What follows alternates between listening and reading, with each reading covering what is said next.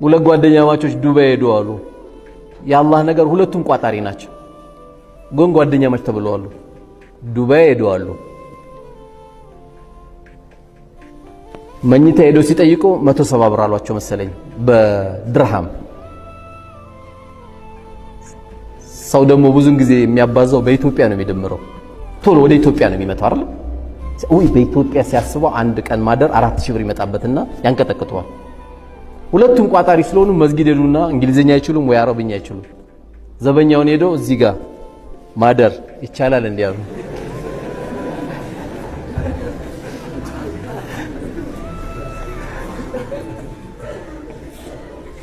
ያሸክ አየው ኮንቲነር ለመጫን የሄደው ልጅ እንዲጨነቃሉ። ኮንቲነር ሊጭኑ ነው እኮ የ10 ሚሊዮን ብር ዕቃ ለመጫን የሚሄድ ምን አለ ቆንጆ አልጋ ላይ ብተኛ፣ ምን አለ ቆንጆ ቁርስ ቆንጆ ምሳ ብትበላ ምን ችግር አለ?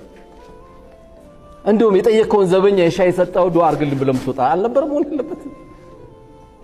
ዘበኛው አያቸውን አዲስ የለም ማለት በምልክት እሱም በምልክት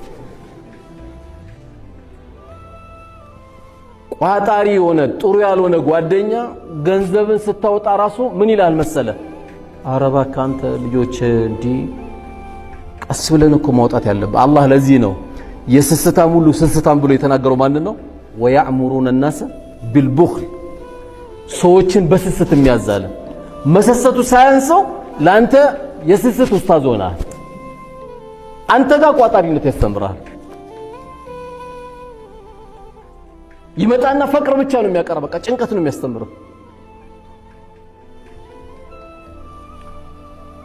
አላህ አቅም የሰጣችሁ ወንድሞች እባክህ ወንድሜ አላህ ከዚህ ሁሉ ሰው ከ120 ሚሊዮን ህዝብ ገንዘብ ሰጠን። መልካም ነገር እንስራበት ወንድሜ። እኔ እናንተ ዳዒ አይደለንም አይደል? አሁን ማሰገድ አንችልም አይደል? አሁን አንችልም። ማቅራትም አንችልም። አሁን አንችልም። ስለዚህ አላህ ገንዘብ ሰጥቶን ይላው የሚያቀሩት ኡስታዞችን ለምን አናጠናክረው? የአንድ መስጊዳችን ጉዳይ ለምን አንይዝ? ገጠር አካባቢ ልብስ ያጣ፣ ገጠር አካባቢ ጫማ ያጣ፣ ገጠር አካባቢ እድሜ ልክ ሙሉ የጓሮ ቆጮ ብቻ እየበላ ያለ አለ። እዛ ምን ሰድቅ እዚህ ምን ሰድቅ እያለ ካልሄደ የጓደኛ አይደለም። እሱ የሚያስተምር ምንድነው? 13 ቦታ ጫራታ አሸንፋል። ይደውልልህና ገንዘብ አዘጋጅ፣ ሌላ ቦታ ደግሞ 14ኛው መያዝ አለብን ይላል። ምንድነው የናከለ እብደቱ? ሰው ርቦታል፣ ግራ ገብቶታል። ቤተ ዘመዶች ግራ ተጋብተዋል። 13 ቦታ ይዘህ ምን ልትሆን? እሺ አየር ላይ አትበር።